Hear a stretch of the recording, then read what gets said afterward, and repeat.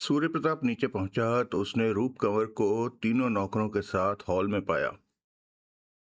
उस घड़ी रूप कंवर इमरती पर बरस रही थी और बाकी दोनों नौकर सहमे से इमरती के पीछे खड़े थे। रूप कंवर गुस्से में बोली, ये कहती है कि इसे यहां डर लग रहा है। ये अब एक क्षण भी यहां ठहरना नहीं चाहती। सूर्य प्रताप ने भी इमरती को झिड़का, पागल हुई है? खबरदार जो इस घड़ी यहां से जाने का ख्याल भी किया। लेकिन, इमरती ने कहना चाहा। लेकिन हुक्म, जानती नहीं यहां पुलिस आई हुई है। पुलिस? वो तो अभी आएगी। तभी तो मैं पहले ही। आएगी नहीं, आई हुई है। अभी जिस लंबे चौड़े आदमी को तूने दरवाजा खोला था, वो पुलिस का आला अफसर है। फुल इंस्पेक्टर है वो, समझी? इमरती का पहले से फक चेहरा और फक पड़ गया। उसने जल्दी से सहमति में सिर हिलाया। वही रूप कंवर बोली, दूसरा जना, वो छोकरा सा जो बाद में आया था, वो कौन है? नाम नहीं मालूम, लेकिन वो खुद को प्रेस रिपोर्टर बता रहा है। नाम उसने मुझे बताया था, सुनील। सुनील? कहीं वो ब्लास्ट वाला सुनील ना हो? क्या मतलब? राजनगर में है एक बहुत ही खुराफाती रिपोर्टर इस नाम का। उसकी खूबी यह है कि जहां उसका दखल हो, वहां मामूली बात भी गैर मामूली बन जाती है। सीधे सीधे केस में पेच पैदा हो जाते हैं। ओपन एंड शट केस ऐसा ड्रामाई रुख इख्तियार कर लेते हैं कि तौबा भली। यहां ऐसा क्या हो जाएगा? क्या पता।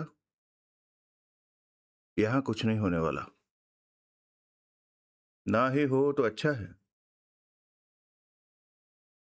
अगर तुम्हें उस शख्स से कोई अंदेशा है। मुझे क्या अंदेशा होना है? तो हम उसे यहां से बाहर निकाल सकते हैं। नहीं नहीं, ऐसा करना ठीक नहीं होगा। खासतौर से तब जबकि वो यहां आए इंस्पेक्टर को अपना दोस्त बता रहा था। रूप कंवर चुप रही। इमरती? सूर्य प्रताप फिर बांदी से मुखातिब हुआ। पुलिस ने हम सब लोगों से बहुत सवाल पूछने होंगे, तेरे से भी। तू यहां से खिसक गई तो बाद में जब पुलिस की पकड़ाई में आएगी तो वो सीधे जेल में ही बंद करेंगे तुझे। हे भगवान! इमरती आतंकित भाव से बोली। इसलिए खबरदार जो यहां से खिसक जाने का ख्याल भी किया। लेकिन हुक्म। लेकिन वेकिन नहीं। बाद में जहां मर्जी जाकर मरना। अभी यहां से हिली तो तेरी खैर नहीं, समझी? इमरती ने जल्दी से सहमति में सिर हिलाया। तुम दोनों भी समझे? तत्काल दिलेर सिंह और किशन सिंह के सिर भी सहमति में हिले। फिर सूर्य प्रताप रूप कंवर से संबोधित हुआ। तुम जरा मेरे साथ आओ। दोनों दीवान खाने के पिछवाड़े में एक ऑफिस नुमा कमरे में पहुंचे जहां के टेलीफोन था। पुलिस को फोन कर दिया? सूर्य प्रताप ने पूछा। रूप कंवर ने सहमति में सिर हिलाया। क्या बोला? यही कि मेरे भाई चंद्र प्रताप सिंह ने आत्महत्या कर ली थी। झेरी की चौकी का सब इंस्पेक्टर कृपाराम फौरन यहां पहुंच रहा है। हम्म। वो वो आदमी वाकई राजनगर से आया पुलिस इंस्पेक्टर है? कहता तो यही है, लगता भी है। अब मैंने उसका आइडेंटिटी कार्ड तो नहीं देखा। वो कैसे आया? सुनोगी तो छक्के छूट जाएंगे। चंद्र प्रताप ने अपनी फर्म का 60 लाख रुपया गबन किया हुआ है, जिसकी की पोल भी खुल चुकी है। वो इंस्पेक्टर चंद्र प्रताप को गिरफ्तार करने यहां आया था, गिरफ्तारी वारंट लेकर। देवा! जिस चिट्ठी का चंद्र प्रताप को इंतजार था वो इसी बाबत थी। शहर से किसी ने उसे चेताते हुए ये चिट्ठी लिखी थी कि उसकी गिरफ्तारी का वारंट जारी हो चुका था और वो कभी भी गिरफ्तार हो सकता था। नतीजतन गिरफ्तारी से बचने के लिए चंद्र प्रताप ने आत्महत्या कर ली। वो पीछे एक चोर वो पीछे एक चिट्ठी छोड़कर गया है जिसमें उसने खुद अपनी करतूत की तस्दीक की है। यानी कि तुम्हारा अंदाजा ठीक निकला कि चंद्र प्रताप किसी आर्थिक संकट के हवाले था। हाँ, शुक्र है हमारा बड़ा भाई पहले ही यहां से रुखसत हो गया, वरना वो तो यही जाहिर करके हम सबको जलील करता कि चंद्र प्रताप की करतूत और उसकी आत्महत्या वाली हरकत के लिए भी हम ही जिम्मेदार थे। वो जरूर ऐसा ही करते। मुझे भी खुशी है कि ये तमाम बखेड़ा उसके सामने न हुआ। सूर्य प्रताप खामोश रहा। वैसे, रूप कंवर कुछ क्षण की खामोशी के बाद बोली, ये पक्की बात है कि चंद्र प्रताप ने आत्महत्या की है? हाँ, खुद ही शॉटगन चलाकर अपना भेजा उड़ा लिया। एक डोरी को शॉटगन के ट्रिगर और अपने पांव के अंगूठे के साथ बांधकर अंगूठे की हरकत से डोरी से बांधा ट्रिगर खींच दिया। खोपड़ी के परखच्चे उड़े पड़े हैं। भेजा बाहर बिखरा पड़ा है। सूरत पर निगाह डालते नहीं बनता। देवा देवा, भानु कहाँ है? पता नहीं कहाँ है। मैं खुद उसके लिए बहुत फिक्रमंद हूँ। मैं नहीं चाहती कि एकाएक वो यहाँ पहुंचे और उसे वो वो विभत्स नजारा देखने को मिले। उसका दिल कमजोर है। एक भाई तो गया। मैं नहीं चाहती कि उसके अंजाम की दहशत में अब। रूप कंवर के शरीर ने एक झुरझुरी ली। दूसरे को कुछ हो जाए। उसे कुछ नहीं होगा, सूर्य प्रताप आश्वासनपूर्ण स्वर में बोला।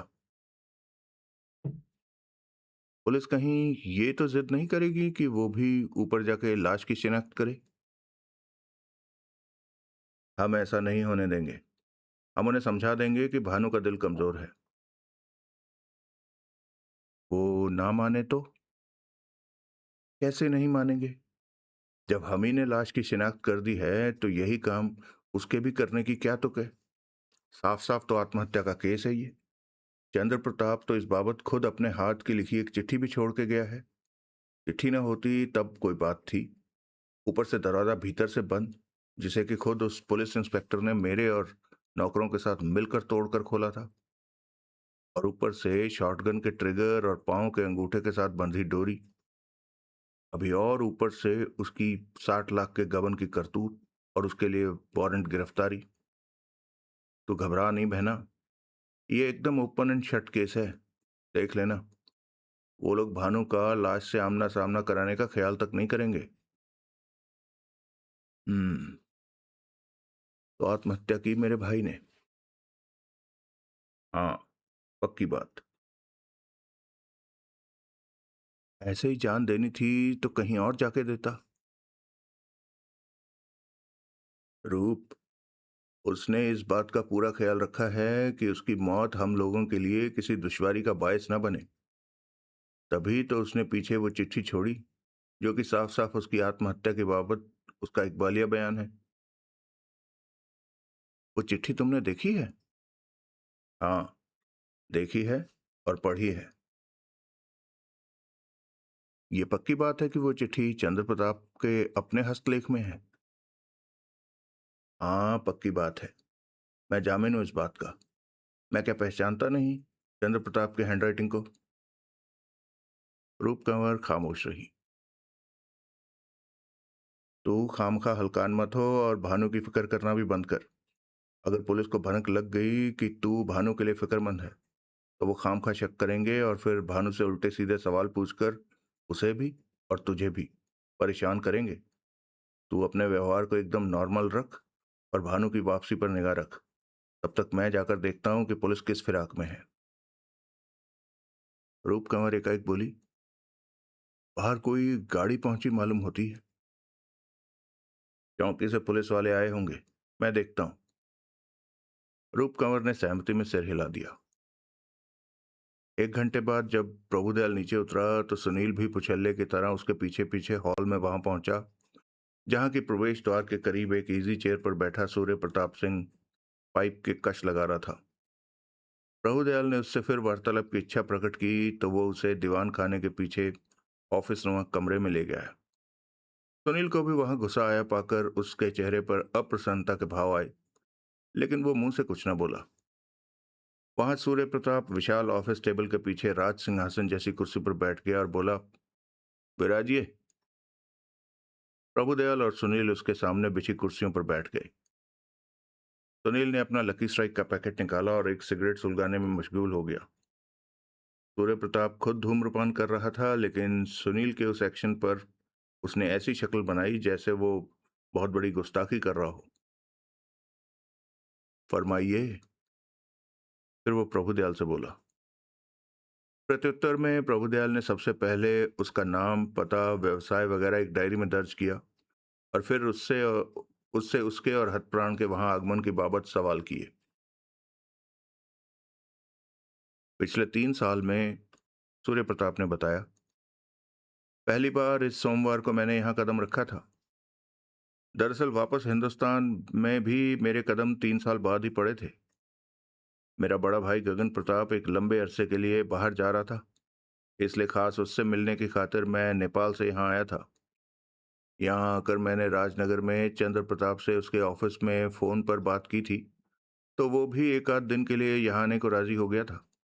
नतीजतन परसों, यानी कि मंगलवार को, वो भी यहाँ आ गया था। उसके मिजाज से आपको ऐसा कोई इशारा मिला था कि वो फाइनेंशियल कॉम्प्लेक्स की कगार पर खड़ा था और वो खुदकुशी कर सकता था? नहीं, इतने बुरे हाल तो मुझे उसके नहीं लगे थे। अलबत्ता वो मुझे काफी परेशान, काफी हलकान जरूर लगा था, जिससे मुझे यही लगा था कि आजकल वो रुपए पैसे से तंग था। ये क्यों कर लगा आपको? परेशानी की तो और दर्जनों वजह हो सकती थी। ये मेरा जाती तजुर्बा है कि शहरी जिंदगी जीते लोगों की ज्यादातर दुश्वारियां रुपए पैसे को लेकर ही होती हैं। आपने साफ ना पूछा उससे कि वो क्यों परेशान था, क्यों फिक्रमंद था? पूछा था एक बार। तब उसने यही कहा था कि अपने कारोबार संबंधी कुछ परेशानियां थी उसे। अब कारोबार संबंधी परेशानियां रुपए पैसे के अलावा भला और क्या होती हैं? मैं आपसे सहमत नहीं जनाब, लेकिन आप अपनी बात कहिए। और क्या बात कहूं? और बात यही है कि मुझे उसकी परेशानियों का तो अंदाजा था, लेकिन मैंने ये सपने में भी नहीं सोचा था कि वो आत्महत्या ही कर लेगा। हम्म। अब इस महल और महल के वासियों के बारे में कुछ बताइए। ये महल हमारे पुरखों का है, क्योंकि मेरी छोटी बहन राजकुमारी रूप कंवर को और उसके जुड़वा भाई कुंवर भानु प्रताप सिंह को विरसे में मिला है। हमारे पिता राणा तेज प्रताप सिंह की जिंदगी में और अब उनकी मौत के बाद ये दोनों यहीं रहते हैं।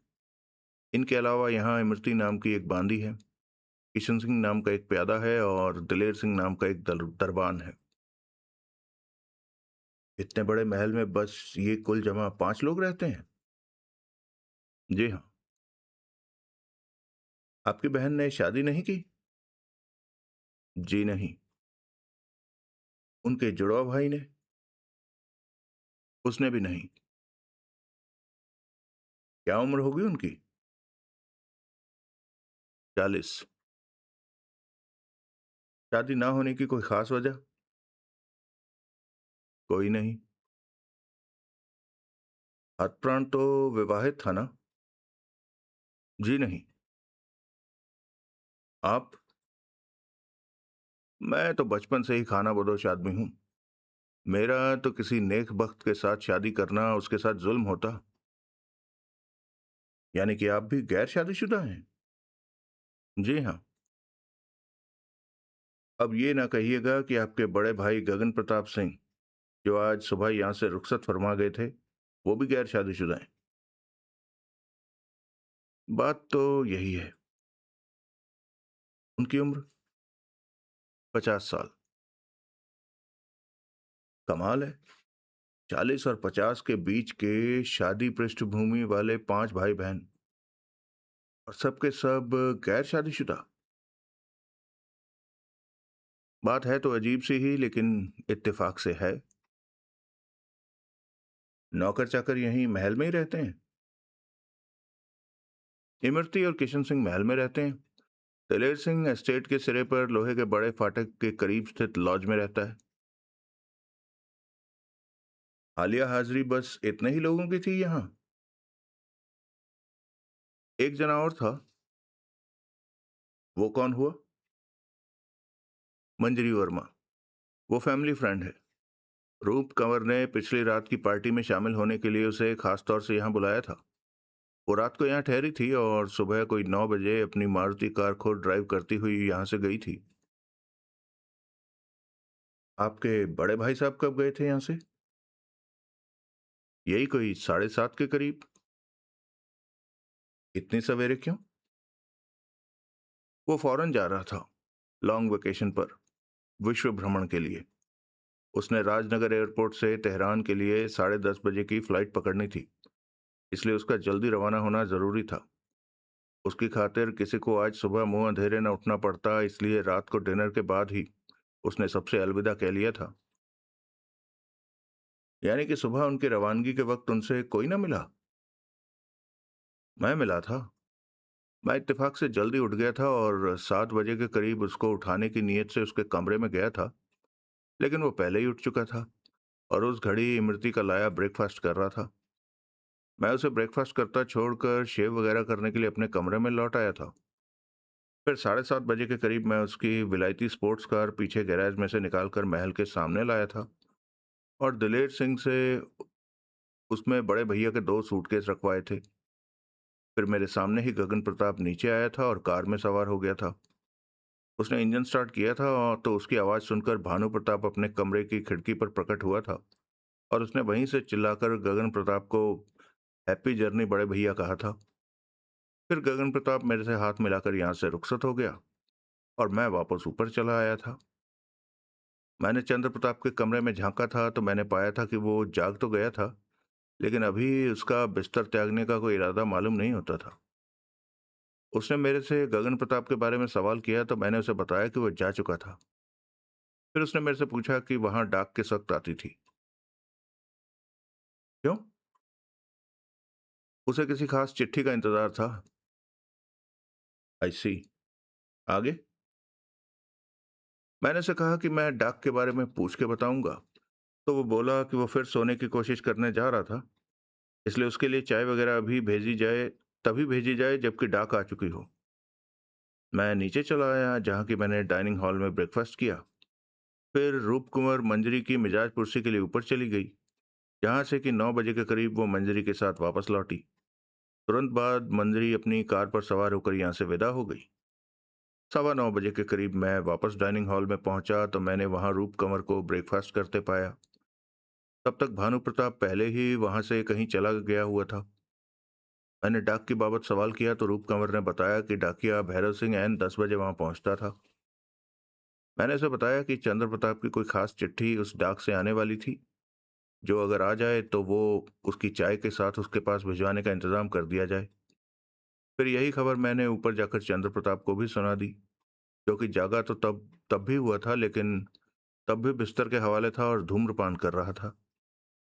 मैंने उसे टहलने चलने का आमंत्रण दिया, जिससे कि उसने इनकार कर दिया था। वो बोला कि उसने कुछ चिट्ठियां लिखनी थी और कुछ कागजात का अध्ययन करना था, जिसके लिए वो रंगशाला में जाने का इरादा रखता था, क्योंकि वहां वो बिना किसी विघ्न या व्यवधान से अपना काम कर सकता था। लिहाजा मैं अकेला ही टहलने निकला और पुरानी ढक्की तक का चक्कर काट कर वापस लौटा। ये तो काफी लंबा चक्कर हुआ। ये तो कुछ भी नहीं। अपनी नौजवानी में तो मैं सुंदरबन तक पैदल आ जाया करता था। बहरहाल, वापस कब लौटे आप? 12:15 के आसपास किसी वक्त। यानी कि 2 घंटे से भी ज्यादा की वॉक की आपने? जी हाँ। फिर? फिर क्या? एन गोली चलने के वक्त आप कहाँ थे? तब मैं उस बाथरूम में था जो कि मेरे और भानु के कमरे के बीच में स्थित है। गोली की आवाज सुनते ही मैं लपक कर बाथरूम के दरवाजे पर पहुंचा था और मैंने बाहर गलियारे में झांका था, जबकि मैंने इमरती को भानु के बेडरूम के दरवाजे के सामने गलियारे में बैठी टूटी प्लेटें वगैरह बीनते और अपनी बहन को उसकी तरफ बढ़ते पाया था। तभी नीचे कॉल बेल बजी थी। जिसकी वजह से रूप कंवर ने इमरती को नीचे जाने को कहा था, और वो स्वयं उन सीढ़ियों की तरफ लपकी थी जो ऊपर रंगशाला को जाती थी। उस दौरान अगर कोई और जना गलियारे में होता तो जाहिर है कि वो भी आपको दिखाई दिया होता। और जना कौन? कोई भी, कोई जाना या अनजाना शख्स। अनजाने शख्स तो यहाँ सिर्फ आप ही थे। मैं कदरन बाद में पहुंचा था। मैं अपने ऊपर पहुंचने के और गोली चलने के बीच के वक्फे की बात कर रहा हूं। तब वहां कोई नहीं था। तब कहीं कोई नहीं था। होता तो मुझे जरूर दिखाई देता। तब ना उस गलियारे में कोई था और ना ऊपर रंगशाला वाले गलियारे में कोई था। इंस्पेक्टर साहब, मैंने तो वहां के एक एक कमरे का दरवाजा खोलकर कमरों को भीतर तक झांका था। ऐसा क्यों किया था आपने? ऐसा क्यों किया था मैंने? भाई, तब मुझे ये थोड़ी पता था कि वो गोली खुद चंद्र प्रताप ने अपने ऊपर चलाई थी। तब तो मुझे यही सूझा था कि कोई बाहरी आदमी महल में घुस आया था, जिसने या तो पकड़े जाने से बचने के लिए या फिर किसी का कत्ल करने की नीयत से गोली चलाई थी। हम्म। लेकिन दरवाजा टूटने के बाद जब मैंने रंगशाला में झांका था तो सारा माजरा अपने आप ही साफ हो गया था। वो शॉटगन हथप्राण की खुद की मिल्कियत थी? जी नहीं, वो शॉटगन मेरी है। कल मैं, चंद्र प्रताप और भानु प्रताप मुर्गाबियों के शिकार के लिए झील की तरफ निकल गए थे। तब चंद्र प्रताप को मेरी शॉटगन ऐसी भाई थी कि वो उसे छोड़ने को ही तैयार नहीं हो रहा था। वो शॉटगन मेरे से खरीदना चाहता था, लेकिन मैंने बेचने से साफ इनकार कर दिया था, क्योंकि वो मेरी भी फेवरेट थी। तब उसने शॉटगन आपको लौटा दी थी? नहीं, शॉटगन क्योंकि वो सारा दिन वही चलाता रहा था, इसलिए वापसी पर वो बोला था कि वो उसे क्लीन करके ऑयल करके लौटाएगा। मैंने एतराज नहीं किया था, तो वो शॉटगन को अपने कमरे में ले गया था। आज सुबह 2 बार जब मैं उसके कमरे में गया था तो मैंने शॉटगन को उसके पलंग के पास पड़े देखा था, लेकिन मैं उस बाबत खामोश ही रहा था। क्यों? क्योंकि शाम को तो हम यहाँ से विदा हो ही रहे थे। तब मैंने शॉटगन हर हाल में उससे वापस हासिल कर लेनी थी। तब मैंने यही सोचा था कि अगर और चंद घंटे वो शॉटगन अपने पास रख के खुश होना चाहता है तो मुझे क्या फर्क पड़ता है। मुझे क्या पता था। एकाएक सूर्य प्रताप के स्वाद में अब एकाएक सूर्य प्रताप के स्वर में अवसाद का पुट आ गया कि वो शॉटगन क्या गुल खिलाने वाला था। जो हुआ बुरा हुआ, प्रभुदयाल हमदर्दी भरे स्वर में बोला। सूर्य प्रताप खामोश रहा। प्रभुदयाल बोला, और? और क्या? सूर्य प्रताप की भवें उठी। और आगे जो कुछ हुआ उससे तो आप वाकिफ हैं ही। आगे के वाकयात के तो आप खुद चश्मदीद गवाह हैं। प्रभुदयाल खामोश रहा। कुछ क्षण वहां बोझिल सा सन्नाटा छाया रहा, फिर एकाएक प्रभुदयाल ने रूप कंवर से बात करने की इच्छा व्यक्त की। सूर्य प्रताप ने तत्काल ऐतराज किया और पुरजोर लहजे में कहा कि ऐसी कोई बातचीत कतई बेईमानी और गैर जरूरी थी, लेकिन प्रभुदयाल अपनी जिद पर अड़ा रहा। उसकी वो जिद सुनील को बहुत पसंद आ रही थी। उसने सुनील के वहां मुंह खोलने पर पाबंदी लगाई हुई थी, लेकिन खुद वो वहां ऐन वही सवाल पूछ रहा था, क्योंकि सुनील को बोलने का मौका मिलता तो वो पूछता। पुलिस के सवालों के जवाब टालने में वो लोग असमर्थ थे, जबकि हो सकता था कि सुनील को तो उन्हें टाइम बताना गवारा न होता। हो सकता था कि सुनील को वहां महल के भीतर अपनी मौजूदगी बनाए रखना भी भारी पड़ता। आखिरकार सूर्य प्रताप ने हथियार डाले और वो रूप कंवर को वहां भेजने का वायदा करके वहां से रुखसत हो गया। तभी वहां लोकल चौकी का इंचार्ज सब इंस्पेक्टर कृपाराम ने कदम रखा। प्रभुदयाल ने भवें उठाकर उसकी तरफ देखा। कृपाराम अदब से बोला, साहब, आपकी जीप का ड्राइवर कहता है कि ऊपर तुम्हारा काम खत्म हो गया। प्रभुदयाल उसकी बात काटता हुआ बेसब्रेपन से बोला, जी हाँ, पंचनामा वगैरह सब। जी हाँ, लेकिन वो आपका ड्राइवर राम लखन, उसकी बात मैं अभी जरा बाद में सुनूंगा। तुम उसे यहाँ आने को कह दो। ठीक है। और एक काम और करो। तुम एक टाइम टेबल सा तैयार करके मेरे पास लाओ कि जब महल में गोली चलने की आवाज गूंजी थी उस वक्त कौन कहाँ था। ऐसा तुम अपने पंचनामे की मदद से ही कर सकते हो। यूं न कर सको तो फिर सबसे सवाल करो। कृपाराम सहमति में सिर हिलाता हुआ वहां से चला गया। कृपाराम की दृष्टि से ओझल होते ही सुनील बोला, एक सवाल पूछूं माई बाप? तुमने कोई सवाल नहीं पूछना है, प्रभुदयाल ने सख्ती से बोला। यही तुम्हारी वहां मौजूदगी की शर्त है? गगन महल के वासियों से सवाल नहीं पूछना है, सुनील ने उसे याद दिलाया। लेकिन मैं तुमसे तो कुछ पूछ सकता हूं। क्या? ये आत्महत्या का ओपन एंड शट केस मालूम होता है, फिर इतने सवाल जवाब किस लिए? दो कारणों से।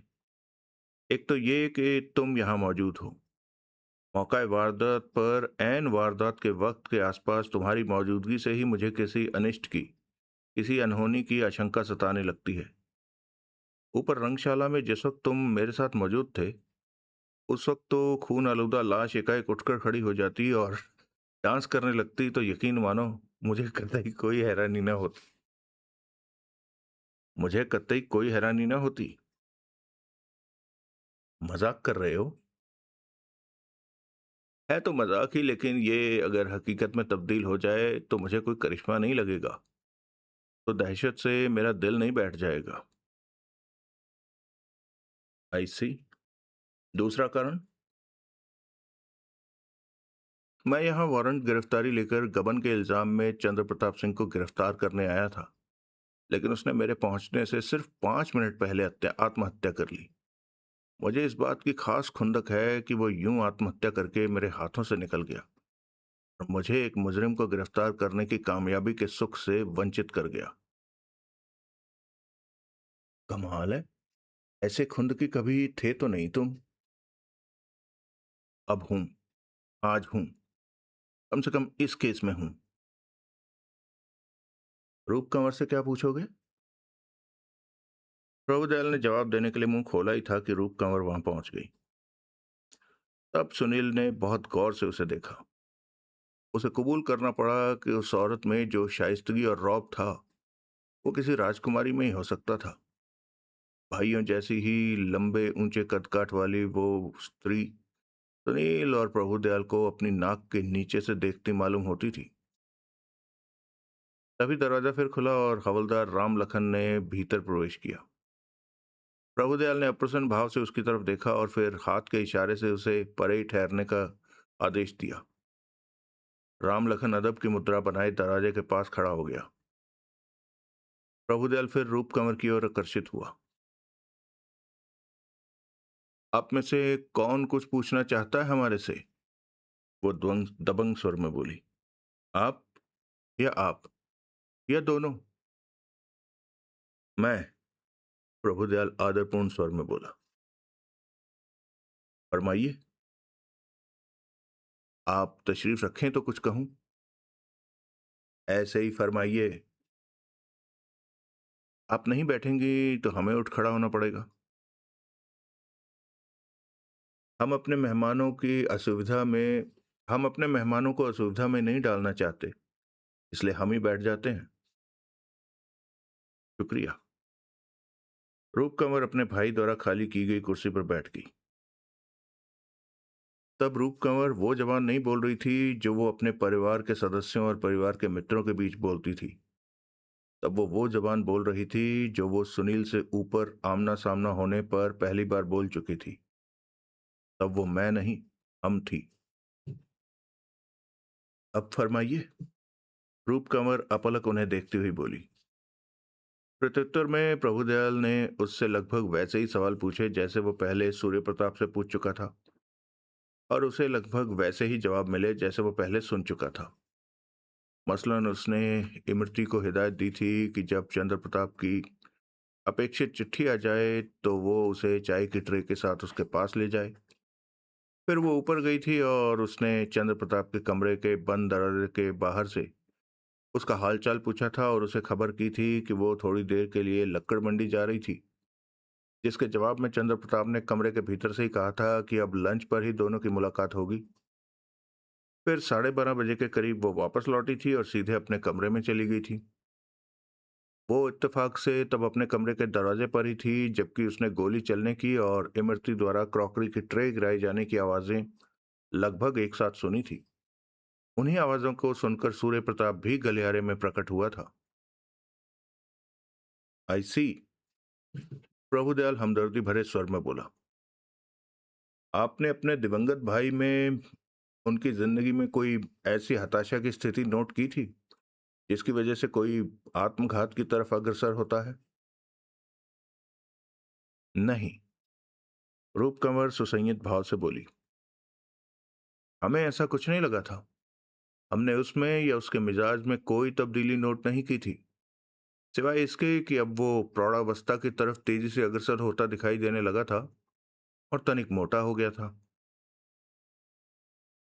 वो अक्सर यहाँ आते रहते थे? नहीं, अक्सर नहीं आता था वो यहाँ। बहुत कम आता था। वो शहरी जिंदगी का आदी था, इसलिए उसे यहाँ का तन्हा रहन सहन बोर करता था। आपके छोटे भाई, जो कि आपके जुड़वा बताए जाते हैं, भानु प्रताप, कहाँ है? भानु अभी तक वापस नहीं लौटा। ये हैरानी की बात नहीं? कोई हैरानी की बात नहीं। वो अपना ज्यादा से ज्यादा वक्त खुली हवा में गुजारने का आदी है। ऐसा आम हो जाता है कि सुबह का निकला वो शाम से पहले वापस नहीं लौटता। यानी कि आप उनके लिए फिक्रमंद नहीं हैं? फिक्रमंद? क्यों भला? यहाँ की वारदात की रूह में उसे क्या पता कि उसके पीछे यहाँ कोई वारदात हो गई है। ये भी ठीक है। यानी कि आज की तारीख में अभी तक आपकी उनसे मुलाकात नहीं हुई? मुलाकात नहीं हुई मतलब रूबरू मुलाकात नहीं हुई, लेकिन हम उसकी आवाजाही से बेखबर नहीं हैं। जब वो यहाँ से निकलकर अपनी सैर के लिए रवाना हुआ था तो अपने बेडरूम की खिड़की में से हमने उसे जाते देखा था। बाद में यहाँ से 3 मील दूर वो हमें सुंदरवन के रास्ते में फोकल पॉइंट के नाम से जानी जाने वाली एक जगह पर भी दिखाई दिया था। उधर वो बर्ड वॉचिंग के लिए अक्सर निकल जाता है। बर्ड वॉचिंग हॉबी है हमारे जुड़वा भाई की। ये किस वक्त की बात है जबकि वो आपको फोकल पॉइंट पर दिखाई दिए थे? यही कोई 12 बजे की? उन्होंने भी आपको देखा था? हाँ, दूर से।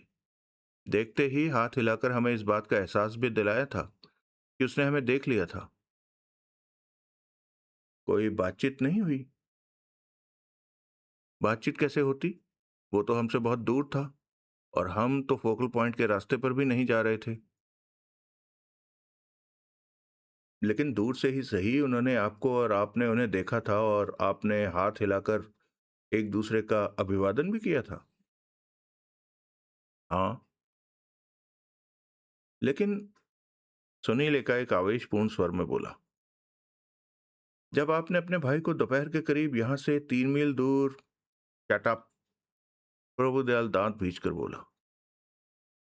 लेकिन Prabhu, I said shut up.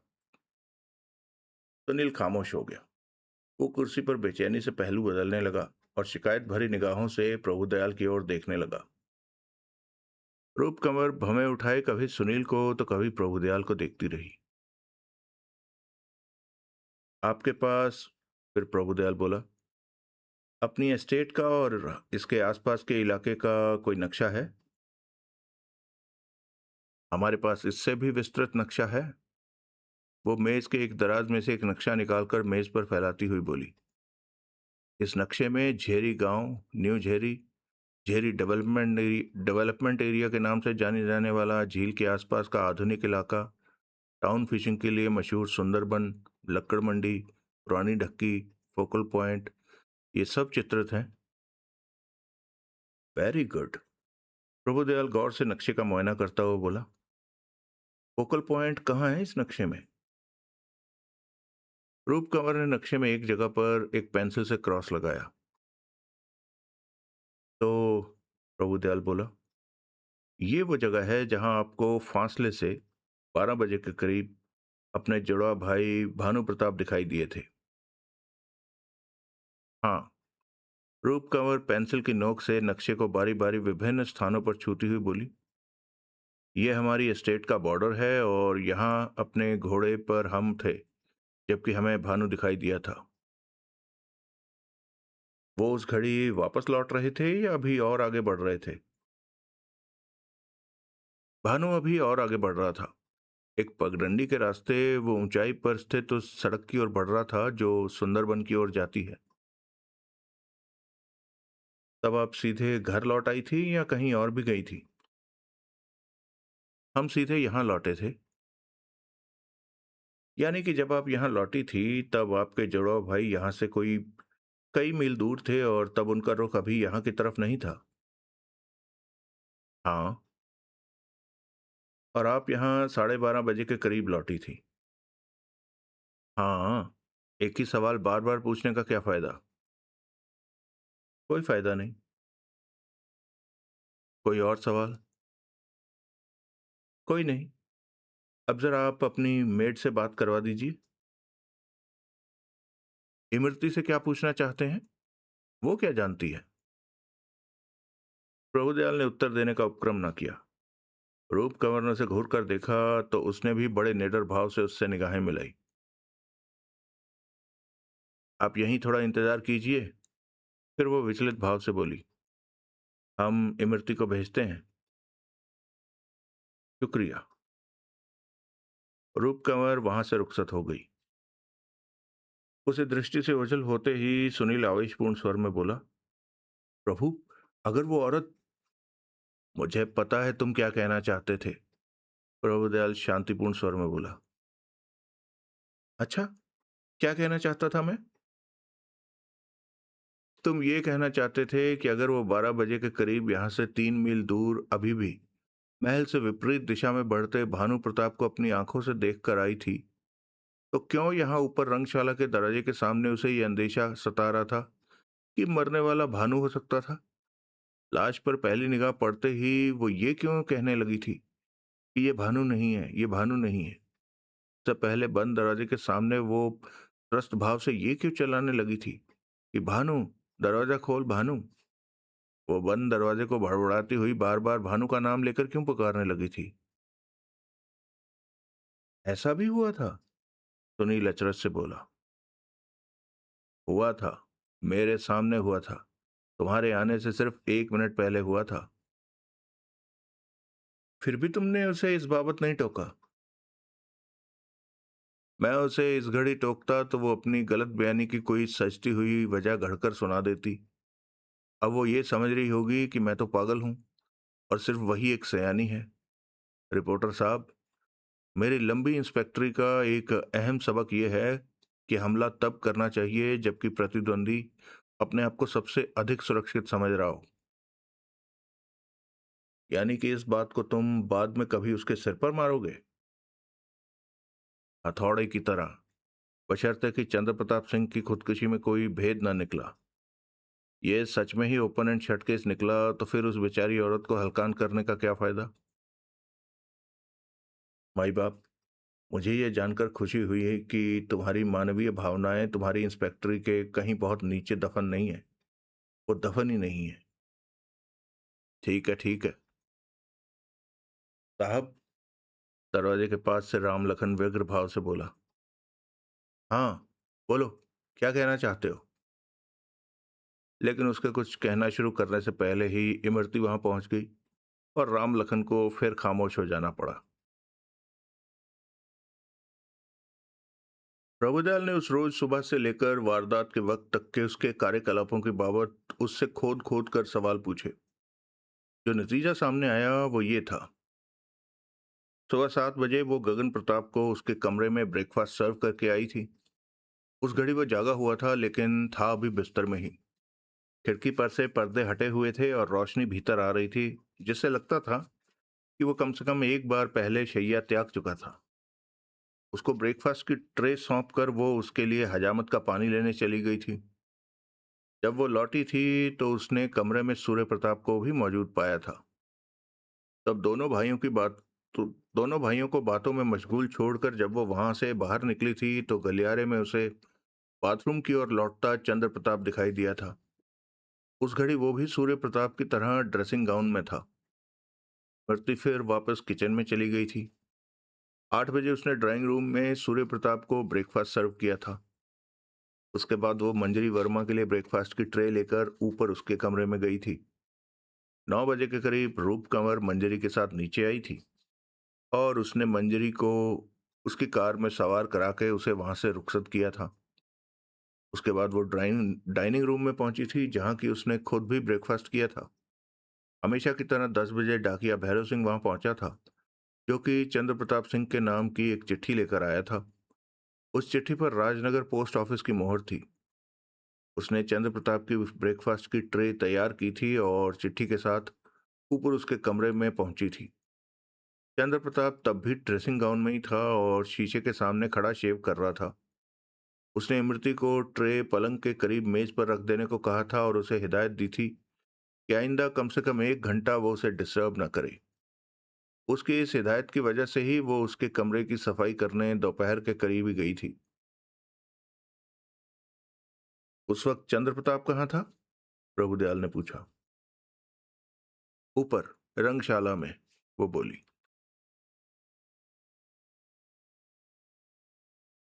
कैसे मालूम? ऊपर जाकर देखा था? जी नहीं। तो फिर कैसे मालूम है कि ऊपर रंगशाला में चंद्र प्रताप था? और कौन होता? और कोई तो उस घड़ी महल में था ही नहीं। सूर्य प्रताप था। वो बाद में आए थे। मुझे तो बहुत पहले से ऊपर रंगशाला में किसी के होने की आवाजें नीचे सुनाई दे रही थी। कैसी आवाजें? वैसी ही जैसे कहीं कोई हो तो सुनाई देती हैं। कभी कुछ खसकने की, कभी कुछ गिरने की। कुछ गिरने की?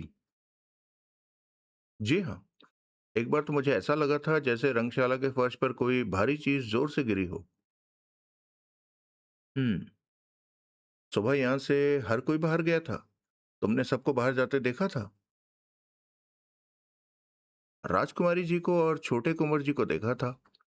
सूर्य प्रताप जी को जाते तो नहीं देखा था, लेकिन मुझे मालूम था कि वो महल में नहीं थे। कैसे मालूम था? वो आदतन गुनगुनाते रहते हैं या सीटी बजाते रहते हैं। मुझे ऐसी कोई आवाज सुनाई नहीं दी थी। तुम सबसे पुरानी वाकिफ हो? जी नहीं, मैं तो किसी से भी वाकिफ नहीं। मैंने तो सोमवार से पहले किसी को भी नहीं देखा था। मेरा मतलब है, सिवाय छोटे कुंवर जी के। वो तो रहते ही यही है ना। आई सी। लेकिन सब भाई बहन एक जैसे हैं। कोई अनजाना भी उन्हें देखते ही कह सकता है कि वो भाई बहन थे। इतनी ज्यादा पारिवारिक समानता है उनके कद काठ में, चेहरे मोहरे में। मर्दाना कपड़े पहन लें तो राजकुमारी जी भी भाइयों में भाई ही लगें। राजकुमारी की अपने भाइयों से कैसी बनती थी? सिर्फ छोटे कुंवर जी से ही बनती थी। बाकी तीनों भाइयों से तो उनकी थोड़ी कमी बेशी में खुटकती रहती थी। बड़े कुंवर जी के तो वो बहुत ही ज्यादा खिलाफ थी। क्यों? क्योंकि बड़े कुंवर जी गगन महल को अपने कब्जे में देखना चाहते थे और राजकुमारी जी किसी कीमत पर ऐसा होने नहीं देना चाहती थी। हम्म। कोई और बात? इमरती ने अनभिज्ञता में कंधे उचकाए। ठीक है, तुम जा सकती हो। मटकती हुई वो वहां से चली गई। साहब, रामलखन व्यग्र भाव से बोला। हाँ भाई, प्रभुदयाल तिक्तता से बोला। तुम भी बोलो, क्या कहना चाहते हो? साहब, ये चारों भाई, चारों के चारों ही सच में ही एक जैसे थे। क्यों पूछ रहे हो? साहब, मैं जब बाहर जीप में बैठा हुआ था तो मैंने एक आदमी को महल के बाएं पहलू से बाग को लांघकर महल की तरफ आते देखा था। वो उधर के ही किसी दरवाजे से भीतर दाखिल हुआ था और फिर मुझे दिखना बंद हो गया था। साहब, वो आदमी कद काठ में ऐन उन साहब जैसा था जिनका नाम मुझे मालूम हुआ है कि सूर्य प्रताप सिंह है। चेहरा मोहरा भी मैन उन जैसा ही था, बल्कि उन मैडम जैसा ही था जो अभी अभी यहाँ से उठकर गई हैं। सूर्य प्रताप में और उसमें कोई फर्क था तो ये था कि उसके बाल भूरे थे और चेहरे की रंगत पीली थी। प्रभुदयाल चौंका। भानु प्रताप सिंह, सुनील धीरे से बोला। प्रभुदयाल ने सहमति में सिर हिलाया और फिर राम लखन से संबोधित हुआ। ये कब की बात है? अब हमारे यहाँ पहुंचने के थोड़ी देर ही बाद की बात है ये। हमारे यहाँ पहुंचने के बाद आप भीतर गए थे। मैंने सीट पर पसर कर बीड़ी सुलगाई थी और अभी उसके 2-3 कश ही लगाए थे कि वो मुझे दिखाई दिया था। तुमने उसे अच्छी तरह से देखा था? हाँ साहब। दोबारा देखोगे तो पहचान लोगे? उम्मीद तो है। ये पक्की बात है कि वो बाहर से आकर महल में दाखिल हो रहा था? हाँ साहब। या महल से निकलकर बाहर को जा रहा था? साहब, मेरी आंखों के सामने वो साइड के किसी दरवाजे से महल में दाखिल हुआ था और वापस नहीं निकला था। मेरी आंखों के सामने तो शर्तिया नहीं निकला था। कोई पिछवाड़े में भी रास्ता हो तो होगा। क्यों नहीं होगा? इतने बड़े महल के तो हर पहलू में कई कई रास्ते होंगे। राम लखन खामोश रहा। उसने भी तुम्हें देखा था? मेरे ख्याल से नहीं। मैं जीप के भीतर था। जीप की तरफ उसकी निगाह उठी भी होगी तो मेरे ऊपर नहीं पड़ी होगी। हम्म। यही वो बात थी जो तुमने कृपाराम को बताई थी और मुझे बताने को उतावले हो रहे थे। हाँ साहब। ठीक है, जाओ। वो सैल्यूट मारकर वहां से रुखसत हो गया। सुनील धीरे से बोला। ये औरत राजकुमारी रूप कंवर तो बड़ी पहुंची हुई मालूम होती है। प्रभुदयाल भावे उठाकर बोला। क्या मतलब? मतलब तुम खूब समझते हो गरीब परवर। अगर तुम्हारे हवलदार राम लखन ने भानु प्रताप को वारदात के वक्त के आसपास यहाँ गगन महल में दाखिल होते देखा था तो रूप कंवर ने उसी वक्त के आसपास उसे यहाँ से 3 मील दूर फोकल पॉइंट पर क्यों कर देखा हो सकता था? साफ जाहिर है कि वह झूठ बोल रही है। उसने भानु प्रताप को फोकल पॉइंट पर नहीं देखा था। वो न केवल भानु प्रताप को महल में मौजूद समझ रही थी, उसे यह भी अंदेशा था कि वो अपने आप को शूट कर सकता था। इसलिए गोली की आवाज ने उसे इतना व्याकुल कर दिया था कि वो ये सोच सोचकर आतंकित हो उठी थी कि भीतर रंगशाला में भानु के साथ ही कुछ बुरा हो गया था। बाद में जब उसने देखा कि आत्महत्या करके मरने वाला भानु नहीं, चंद्र प्रताप था, तो उसने ये कहानी घड़ ली कि उसने तो भानु को वहां से बहुत दूर फोकल पॉइंट पर देखा था ताकि वारदात के साथ उसका तो किसी भी तरह का कोई रिश्ता जुड़ ना सके। क्या रिश्ता जुड़ सकता है? मिसाल के तौर पर ये अगर आत्महत्या की जगह हत्या का केस निकल आता है तो भानु प्रताप को तो इसी वजह से उसके लिए जिम्मेदार नहीं समझा जा सकता कि वो तो कत्ल के वक्त से थोड़ी देर पहले मौका वारदात से 3 मील दूर था और तब भी आगे कहीं जा रहा था।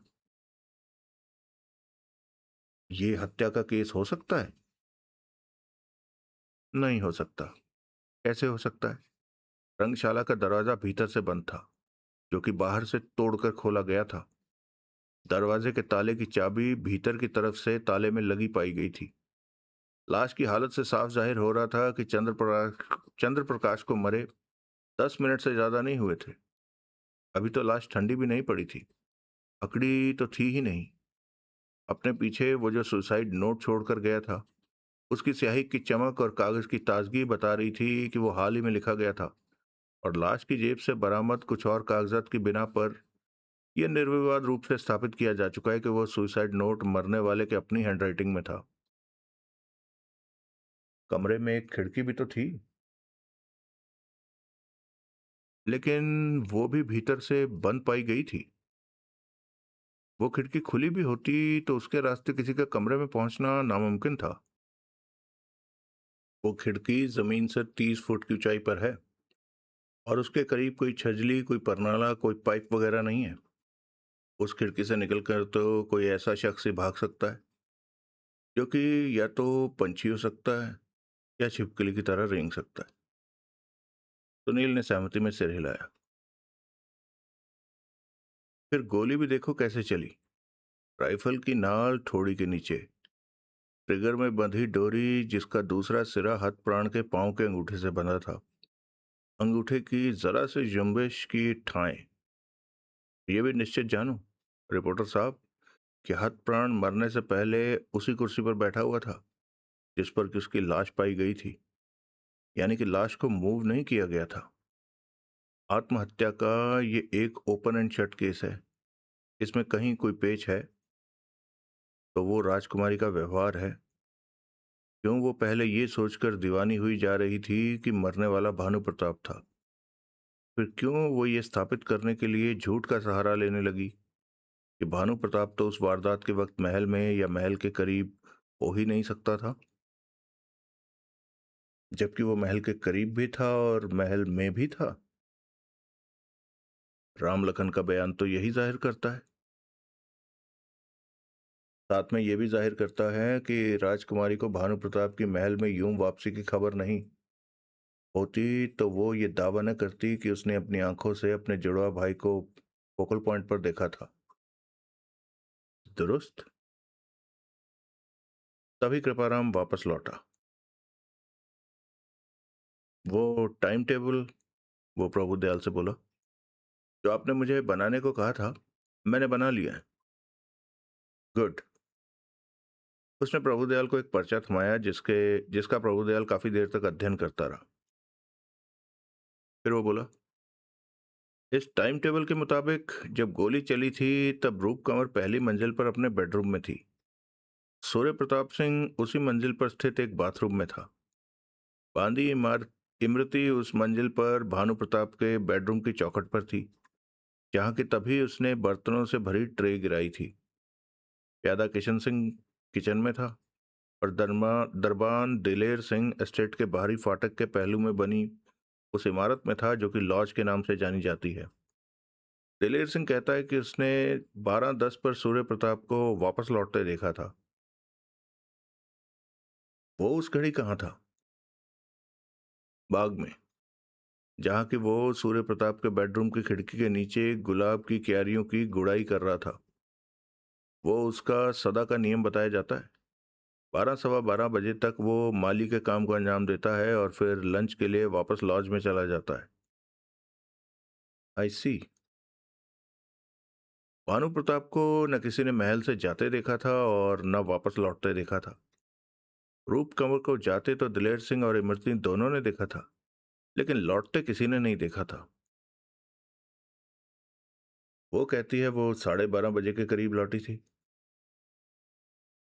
मुझे याद है, लेकिन वो ये भी तो कहती है कि उसने भानु प्रताप को एक फोकल पॉइंट पर देखा था। जो औरत एक बात में झूठ बोल सकती है वो और बातों में झूठ क्यों नहीं बोल सकती? ठीक कह रहे हो। ये टाइम टेबल इस बात की तस्दीक करता है कि गगन प्रताप सुबह 7 बजे अपने मगरमच्छ की खाल के 2 कीमती सूटकेसों के साथ ट्वीड के महरून कोट और मैचिंग पैंट में सजा धजा अपनी विलायती स्पोर्ट्स कार में सवार होकर यहाँ से रवाना हो गया था। दिलेर सिंह ने उसकी रवानगी के वक्त की खास तस्दीक की है। उसने इस बात की भी तस्दीक की है कि तब भानु प्रताप अपनी पहली मंजिल के बेडरूम की खिड़की में मौजूद था और उसने वहीं से हाथ हिलाकर और चिल्लाकर गगन प्रताप को हैप्पी जर्नी विश किया था और गगन प्रताप ने हाथ हिलाकर उसकी विशेष कबूल की थी। तभी वहां फोन की घंटी बजने लगी। प्रभुदयाल ने सक पकाकर फोन की तरफ देखा। फिर जैसे एकाएक घंटी बजनी शुरू हुई थी वैसे ही एकाएक बंद हो गई। कहीं पैरेलल फोन लगा होगा, सुनील बोला। जाहिर है, प्रभुदयाल ने कहा। इतनी बड़ी इमारत में एक ही जगह टेलीफोन तो बड़ी असुविधा की बात हो सकती है। तभी दरवाजा खुला और चौखट पर सूर्य प्रताप प्रकट हुआ। आपका फोन है इंस्पेक्टर साहब, वो बोला, यही रिसीव कर लीजिए। प्रभुदयाल ने सहमति में सिर हिलाते हुए मेज पर रखा फोन उठाया और कॉल सुनने लगा। सूर्य प्रताप चौखट पर से गायब हो गया।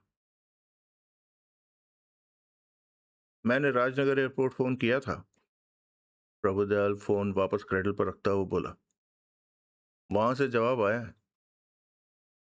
किस बाबत? सुनील उत्सुक भाव से बोला। गगन प्रताप सिंह की बाबत। अभी खबर आई है कि उसने राजनगर एयरपोर्ट से 10:30 बजे की एयर इंडिया की तेहरान की फ्लाइट पकड़ी थी और वहां उसकी टिकट, पासपोर्ट वगैरह सब कुछ चौकस पाया गया था।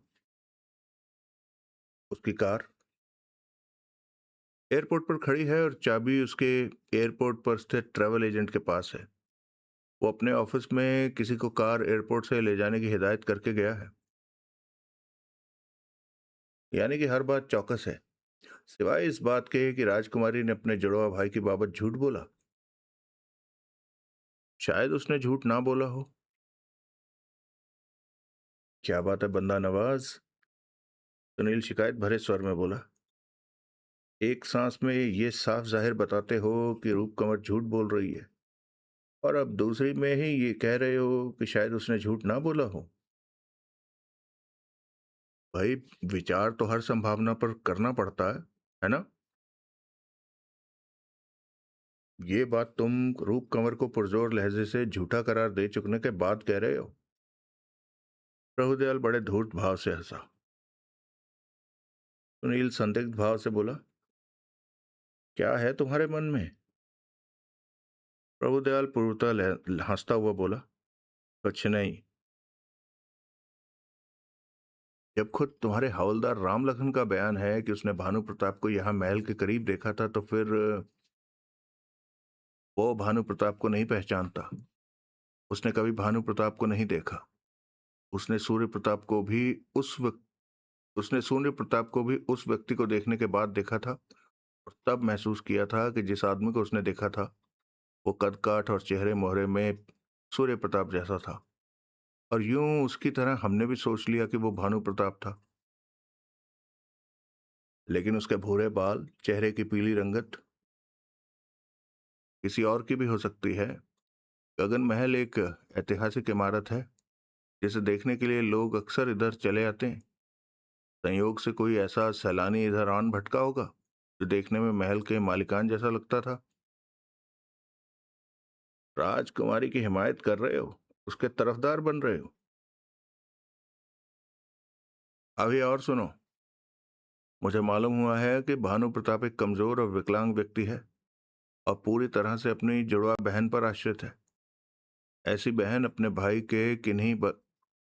ऐसी बहन अपनी ब... ऐसी बहन अपने भाई को किन्हीं बलाओं से दूर रखने के लिए झूठ बोलना तो क्या, और भी बहुत कुछ कर सकती है। हो सकता है राजकुमारी ने जो कुछ किया हो कंफ्यूजन में किया हो, और इस नीयत से किया हो कि उसका विकलांग भाई इस झमेले में जरा भी न फंसने पाए। सुनील आश्वासनहीन स्वर में बोला, आई सी। तुम जरा राजकुमारी की जगह अपने आप को रखकर देखो और सोचो कि जिस औरत ने अपने एक भाई का मरा मुंह देखा हो और दूसरे का उसकी मौत के झमेले में फंस जाने का उसे अंदेशा हो, तो वो क्या नहीं करेगी। ऐसे रोशन ख्याल अभी 2 मिनट पहले तो नहीं थे तुम्हारे। मेरे ख्याल से राजकुमारी से ज्यादा कंफ्यूजन में तुम खुद हो। रिपोर्टर साहब, तुम बात को यूं सोचो कि अगर हम इस केस में से भानु प्रताप की महल में हाजिरी या यहां से गैर हाजिरी के मुद्दे को निकाल दें, तो बाकी क्या रखा है इसमें? तुम भानु प्रताप की, एक कमजोर दिमाग के विकलांग व्यक्ति की कल्पना एक कातिल के रूप में कर सकते हो। इस बाबत तो उसके रूबरू होने के बाद ही कुछ कहा जा सकता है। पहले भी कहा जा सकता है। मान लो कि भानु प्रताप अपने भाई का कातिल है, लेकिन वो इस काम को अंजाम कैसे दे पाया? कैसे उसने चंद्र प्रताप को कुर्सी पर बिठाया, उसकी ठोड़ी के नीचे राइफल लगाई, उसके ट्रिगर में बंधी डोरी उसके पांव के अंगूठे से बांधी और गोली चलाई? उसने गोली चलाने के लिए चंद्र प्रताप को मजबूर किया तो क्यों कर किया? ऐसा खुद किया तो बंद कमरे में से बाहर कैसे निकला? कमरे का दरवाजा भीतर से बंद, इकलौती खिड़की भीतर से बंद और वो बाहर। ऐसी जादूगरी वो क्यों कर पाया? क्यों कर पाया जबकि वो हुडिनी का वंशज भी नहीं है? जवाब तुम दो। कमरे की छत में या फर्श में कोई ट्रैप डोर होगा। पुराने महलों में, हवेलियों में, किलों में ऐसे ट्रैप डोर होते थे। वहां ऐसा कोई ट्रैप डोर नहीं है। मैं खुद इस बात की गारंटी करता हूँ। मैंने वहां के फर्श के एक एक इंच भाग को ठोक बजाकर देखा था। ऐसे ही मैंने छत का भी मुआयना किया था। तुम्हारी जानकारी के लिए उस कमरे की छत ढुलवा है, जिस पर खपरेल जैसी लाल टाइलें जुड़ी हुई हैं। वक्त की मार से वो टाइलें लूज पड़ गई हैं। वहां कदम रखने की कोशिश करते ही टाइलें सरकने लगती हैं, जिनकी वजह से उन पर कदम रखने वाला आदमी पके आम की तरह छत से नीचे कंपाउंड में टपक सकता है। अच्छा। और 100 बातों की एक बात यह है कि उस धुलवा छत पर प्रकट होकर भी तो आदमी आगे कहीं गया होगा। बाहर छत पर ही तो नहीं टंगा रहा होगा। रिपोर्टर साहब, ऊपर का मेरा मुआयना ये बताता है कि उधर महीनों से किसी के कदम नहीं पड़े। ओह। ऊपर से उस सुसाइड नोट को याद करो जो हतप्राण सूर्य प्रताप के नाम लिख कर गया है। क्या वैसा सुसाइड नोट जबरन किसी से लिखवाया जा सकता है? नहीं लिखवाया जा सकता, लेकिन ये बातें राजकुमारी को भी तो सूझनी चाहिए थी। दिमाग उसके भाई का कमजोर है, उसका तो नहीं है। पहले बौखलाहट में नहीं सूझी होंगी। बाद में जब सूझी होंगी तब तक वो भानु प्रताप की हिमायत के लिए गलत बयानी कर चुकी होगी, और फिर उसने अपनी जबान से फिरना मुनासिब नहीं समझा होगा। रिपोर्टर साहब, तुमने देखा ही था, जैसे चिथड़े राइफल की गोली ने लाश की सूरत के उड़ाए थे।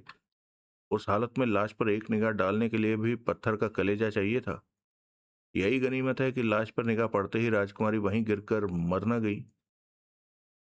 हम्म। और फिर भानु प्रताप को जमीन तो निगल नहीं गई, आसमान तो खा नहीं गया। उसने कभी तो प्रकट होना ही है। वो यहाँ नहीं आएगा तो कहाँ जाएगा? जब वो प्रकट होगा तो वो खुद ही बताएगा कि वो अपनी बहन के बयान के मुताबिक फोकल पॉइंट पर था, या मेरे हवलदार राम लखन के बयान के मुताबिक यहीं महल के गिर्द मंडरा रहा था। ये बात सबसे खरी है। कृपाराम, प्रभुदयाल तब तक खामोश खड़े चौकी इंचार्ज से संबोधित हुआ। तुम भी अपनी तरफ से भानु प्रताप को तलाश करने की कोशिश करो। आखिर होगा तो वो आसपास ही कहीं। तुम किसी को सुंदरबन तक उसकी तलाश में भेजो और झेरी के बस अड्डे और टैक्सी स्टैंड पर भी उसकी बाबत पूछताछ करवाओ। मैं अभी इंतजाम करवाता हूँ। कृपाराम के वहां से रुखसत होते ही वहां सूर्य प्रताप पहुंचा। उसके साथ इमरती थी, जो चाय और सैंडविच की प्लेटों से भरी एक ट्रे उठाई थी। वो ट्रे को सुनील और प्रभुदयाल के सामने रखकर वहां से विदा हो गई। थोड़ा सा जलपान, सूर्य प्रताप बोला। मौजूदा ट्रेजिडी के रूप में लंच का इंतजाम तो नहीं किया जा सकता, लेकिन इसकी भी क्या जरूरत थी जनाब? प्रभुदयाल बोला। जो है कबूल फरमाइए। ठीक है, अगर आप कहते हैं तो। प्रभुदयाल ने ट्रे सुनील की तरफ सरका दी। सुनील चाय तैयार करने लगा। आप चाय नहीं पियेंगे? सूर्य प्रताप को वहां से जाने को तत्पर पाकर प्रभुदयाल बोला। नहीं शुक्रिया, सूर्य प्रताप बोला। मेरा मन नहीं है इस घड़ी चाय का। आई अंडरस्टैंड, प्रभुदयाल सहानुभूतिपूर्ण स्वर में बोला। लेकिन एक मिनट फिर भी रुकिए। ओके। मैं ये जानना चाहता था कि क्या आप हमें अपने भाइयों की कोई तस्वीरें मुहैया करा सकते हैं? तस्वीरें? वो किस लिए? जनाब, आपके एक भाई साहब इंतकाल फरमा गए, एक विदेश चले गए, एक गायब है। ऐसे में उनकी शिनाख्त का जरिया तस्वीरें ही तो रह जाता है। ओह। ओह। भाई मेरे पास तो ऐसी कोई तस्वीरें हैं नहीं। राजकुमारी जी के पास भी शायद ही हों। अलबत्ता मैं पूछ देखूंगा। शुक्रिया। अब आप भी तो कुछ बताइए। मैं क्या बताऊं? यहाँ जो वाकया गुजरा उसकी बाबत आपकी क्या राय है? आपकी क्या राय है? मैं आपसे पूछ रहा हूं। आपको ये आत्महत्या का केस नहीं लगता? तौबा, कैसी बातें करते हैं आप? आत्महत्या के अलावा ये केस और हो ही क्या सकता है? ठीक फरमाया आपने। ये आत्महत्या का ही केस है, लेकिन प्रभुदयाल जानबूझकर छिटका। सूर्य प्रताप सशंक भाव से बोला, लेकिन क्या? आपकी बहन के बयान में मैंने एक ऐसा विरोधाभास पाया है कि वो मुझे उलझन में डाल रहा है। क्या कहा है रूप कंवर ने? प्रभुदयाल ने बताया। ओह, लेकिन ये कोई अहम बात नहीं है।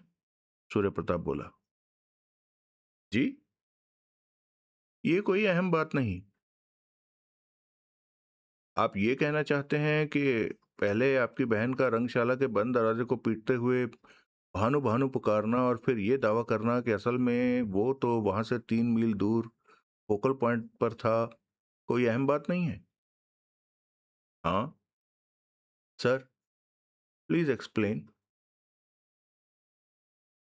ये निहायत मामूली बात है जिसमें किसी खास एक्सप्लेनेशन की जरूरत नहीं है। मेरी बहन के उस विरोधाभासपूर्ण व्यवहार को एक्सप्लेन करने के लिए मुझे आपको थोड़ी फैमिली हिस्ट्री समझानी पड़ेगी। वो क्या है कि हमारा भानु जब 13-14 साल का था तो पैरालिसिस का शिकार हो गया था। तब बेहतरीन डॉक्टरों के बेहतरीन इलाज भी उसे 100% ठीक न कर सके थे। जो खामियां उसमें बच गईं वो ये हैं कि उसका दिमाग कमजोर है। उसमें वो दमखम नहीं जो एक नौजवान आदमी में होना चाहिए। उसकी एक टांग में हल्की सी लंगड़ाहट भी है, जिससे वो यूं हल्का सा घसीट कर चलता है कि ये खामी किसी बाहरी शख्स को बहुत गौर करने पर ही दिखाई देती है। अपनी इन खामियों की वजह से वो अपने आप को विकलांग व्यक्ति मानता है और इस वजह से गाहे बगाहे उस पर पस्ती का दौरा पड़ता रहता है। रूप कंवर उसकी जुड़वा बहन है, लेकिन उसने शुरू से ही एक माँ की सी निष्ठा से भानु का ख्याल रखा है। सोते जागते वो भानु के लिए फिक्रमंद रहती है। भानु उसकी आंखों के सामने ना हो तो उसे एक ही ख्याल सताता रहता है कि भानु ठीक से तो है ना। उस तक खबर पहुंचे कि कोई बस के नीचे आगे मर गया, या कोई झेरी की झील में डूब गया, या किसी ने किसी का खून कर दिया, तो तत्काल उसकी तवज्जो भानु की तरफ जाती है। और फिर जब तक वो खुद भानु की सलामती से आश्वस्त नहीं हो जाती, तब तक उसे यही आशंका सताती है कि जो भी कोई हादसे से गुजरा वो भानु के साथ गुजरा था। यही वजह है कि जब महल में गोली चलने की आवाज गूंजी थी, जो कि रूप कंवर ने ही नहीं, मैंने नौकरों ने भी सुनी थी, तो हमेशा की तरह ये ख्याल सिर्फ रूप कंवर के जहन में आया था कि जरूर भानु को कुछ हो गया था। इसलिए आदत से मजबूर वो तत्काल भानु भानु भजने लगी थी और ऊपर जाकर रंगशाला का दरवाजा खोलने की कोशिश करती त्रस्त भाव से पुकारने लगी थी, भानु, दरवाजा खोल भानु। बाद में तभी उसकी जान में जान आई थी जबकि उसने अपनी आंखों से देख लिया था कि मरने वाला भानु नहीं था, लेकिन था तो भाई ही। कबूल, लेकिन ममता, प्यार और दुलार के मामले में हम बाकी 3 भाई रूप कंवर के मन में भानु जैसा दर्जा कभी हासिल नहीं कर सके। वो विकलांग जो ठहरा। आई सी। मैडम को, सुनील जल्दी से यूं बोला जैसे उसे अंदेशा हो कि प्रभुदयाल उसका मुंह दबोच लेगा। क्यों अंदेशा था कि चली गोली का रिश्ता भानु से हो सकता था?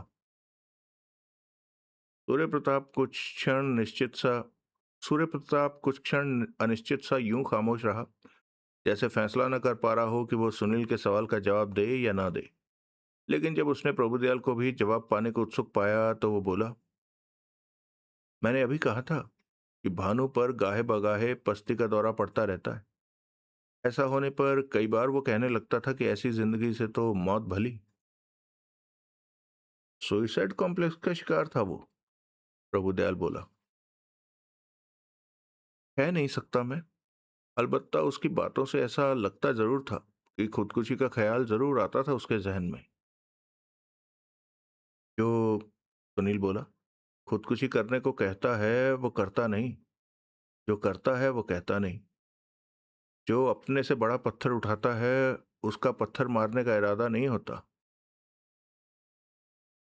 रूप कंवर नादान नहीं है, सूर्य प्रताप बोला। वो भी ये बात बखूबी समझती है, लेकिन भानु के मामले में वो दिल के हाथों मजबूर है।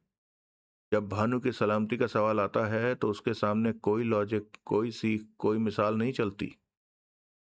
हम्म। प्रभुदयाल बोला।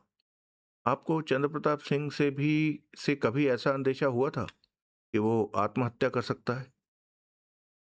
जी नहीं। यानी कि उसकी जिंदगी में उसके सामने ऐसी कोई दुश्वारी नहीं थी जिससे निजात पाने का तरीका उसे खुदकुशी लगता?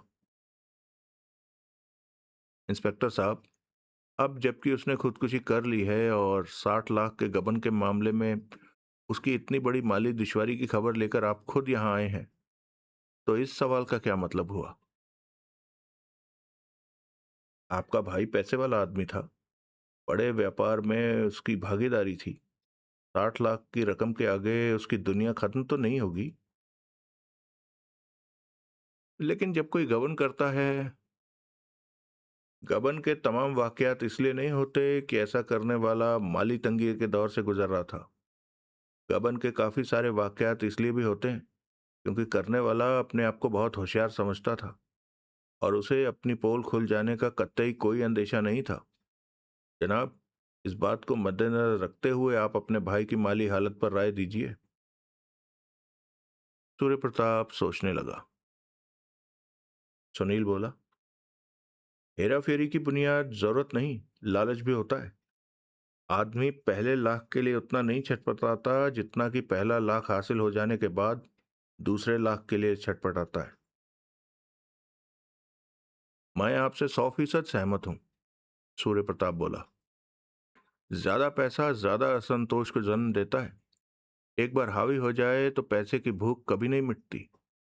यही वजह है कि बजाते खुद मैंने जिंदगी का वो रास्ता इख्तियार नहीं किया जो दौलत के अंबारों से होकर गुजरता है और जिस पर शुरू से ही मेरे शहर में बसे दो भाई चल रहे थे। मेरी जानकारी में चंद्र प्रताप दौलतमंद आदमी था, लेकिन परसों जब वो मुझे यहाँ मिला था तो उसकी परेशान हाल सूरत पर निगाह पड़ते ही जो पहला ख्याल मेरे मन में आया था वो ये था कि शुक्र है भगवान का कि मैं शहरी जिंदगी में उन लानतों से दूर था जो मेरे छोटे भाई पर हावी थी। मतलब मतलब ये कि उसे देखते ही मेरा दिल गवाही देने लगा था कि आजकल उसकी आर्थिक स्थिति डामाडोल थी और वो गंभीर मुद्रा संकट के हवाले था। यानी कि आप इस बात की तस्दीक करते हैं कि आपके भाई ने 60 लाख रुपए का गबन लालच में पड़कर नहीं, मजबूरी में किया था, अपने आर्थिक संकट से उबरने की कोशिश में किया था। यही समझ लीजिए। लेकिन आपको यह अंदेशा नहीं था कि वो खुदकुशी कर लेगा? नहीं था। खुदकुशी के लिए तो जाहिर है कि उसे उस चिट्ठी ने प्रेरित किया था जो सुबह 10 बजे की डाक से उसके लिए आई थी। जब उसे खबर लगी कि वो गबन के इल्जाम में गिरफ्तार किया जाने वाला है तो सूर्य प्रताप ने अवसादपूर्ण भाव से गर्दन हिलाई। मुझे अफसोस है, प्रभुदयाल सहानुभूतिपूर्ण स्वर में बोला। लेकिन इंस्पेक्टर, ये गबन वाली बात सच तो है ना? क्या मतलब? ये स्थापित हो चुका है कि चंद्र प्रताप ने गबन किया था या अभी उससे पूछताछ के बाद स्थापित होता? आप एक शक की बिना पर तफ्तीश के लिए यहाँ आए थे या? जनाब, आपके भाई जैसे प्रतिष्ठित व्यक्ति के लिए वारंट गिरफ्तारी शक की बिना पर नहीं जारी होता। यानी कि सब साबित हो चुका है? सब, मुकम्मल तौर से। ओह। आपके भाई को भी मौजूदा हालात का पूरा पूरा जायजा था, तभी उसने ऐसा इंतजाम किया हुआ था कि उस पर गबन का इल्जाम साबित होते ही उसे इस बात की खबर लग जाती। अपने को चारों खाने चित पाकर ही उसने आत्महत्या का रास्ता इख्तियार किया मालूम होता है। आप ठीक कह रहे हैं। अब एक आखिरी बात और, उस शख्स के बारे में आप क्या कहते हैं जिसे मेरे हवलदार राम लखन ने बाग में से होकर महल के पहलू के किसी रास्ते से भीतर दाखिल होते देखा था? जो हुलिया उस शख्स का हवलदार ने बयान किया है, उससे तो लगता है कि वो भानु प्रताप था। वो कोई और होगा। जब मेरी बहन कहती है कि उसने उसे फोकल पॉइंट पर देखा था, तो सिर्फ अपनी बहन के कथन की बिना पर ही आप कहते हैं सिर्फ अपनी बहन के कथन की बिना पर ही आप कहते हैं कि वो भानु प्रताप नहीं था। इंस्पेक्टर, अगर वो भानु प्रताप था तो महल में दाखिल होकर वो कहाँ गायब हो गया? यहाँ पहुंच जाने के बाद क्या उससे चंद्र प्रताप का अंजाम छुपा रहा होगा? अपने भाई की इतनी दर्दनाक मौत की खबर सुनकर उसे अपने भाई के करीब होना चाहिए था या कहीं खिसक जाना चाहिए था? बात तो आप ठीक कह रहे हैं। अगर वो शख्स भानु प्रताप होता तो यहाँ लौटने पर कहीं भी जाने से पहले वो लंच की टो में सीधा किचन में गया होता, क्योंकि वो बिना ब्रेकफास्ट किए सुबह का निकला हुआ था। अगर वो किचन में पहुंचा होता तो क्या महल में उसकी वापसी छुपी रहती? मुझे आपकी बात से इत्तेफाक है, लेकिन कोई तो वो शख्स था। किसी को तो मेरे हवलदार ने देखा था। अगर वो भानु प्रताप नहीं था तो आपकी राय में वो था कौन? सूर्य प्रताप कुछ क्षण खामोश रहा, फिर बोला, कल मुझे झेरी टाउनशिप में झील वाली सड़क के करीब एक आदमी मिला था, जो कि शक्ल सूरत में थोड़ा बहुत भानु प्रताप से मिलता जुलता था। फासले से देखने पर उस शख्स पर भानु होने का धोखा हो सकता था। था कौन वो? प्रभुदयाल संदिग्ध भाव से बोला, पता नहीं कौन था। आपसे क्यों मिला था? वो मेरे से चंद्र प्रताप की बाबत पूछ रहा था। आपसे क्यों? जानता था वो आपको? नहीं, कम से कम मैंने जिंदगी में पहले कभी उसकी शक्ल नहीं देखी थी। हम सब भाइयों में गहरी फैमिली रिजेम्बलेंस तो है ही। अंदाजा नहीं उसने मुझे चंद्र प्रताप का करीबी मान लिया होगा और उसकी बाबत मेरे से सवाल किया होगा। जवाब क्या दिया था आपने?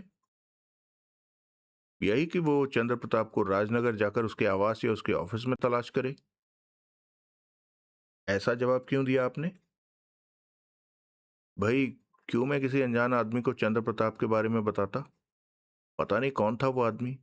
बहरहाल, जो कोई भी वो था, मेरी समझ में तो वो यहाँ चंद्र प्रताप के आराम और इत्मीनान में खलल ही डालता। आप ये कहना चाहते हैं कि वो शख्स आपके जवाब से आश्वस्त नहीं हुआ था और फिर चंद्र प्रताप की तलाश में यहाँ चला आया था?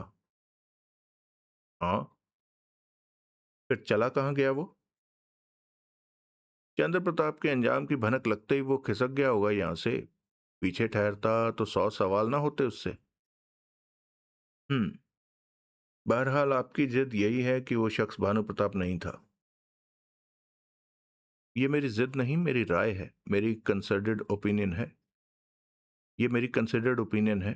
वो शख्स भानु प्रताप हो ही नहीं सकता था। नहीं हो सकता था तो नहीं हो सकता था।